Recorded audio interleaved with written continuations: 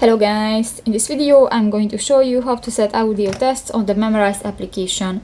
But first of all, I just want to mention, please don't forget to subscribe to our channel, because at 100,000 subscribers we are going to show you our YouTube revenue statistics and growth strategy, how to make money online. So let's jump into it. First of all, open the application on your device. So firstly, you can find different buttons in the home screen, and you just go to the profile icon at the upper right corner of the home screen. Here, click to the learning settings button and go to the last section, the test type preferences. Here you can find the audio tests. Switch off to exclude text with audio or video prompt. New, this function is enabled, but if you want to turn off, just click to the next yellow circle, and if it will be turned gray, this function will be disabled. If you want to turn on, click that again, and that's it.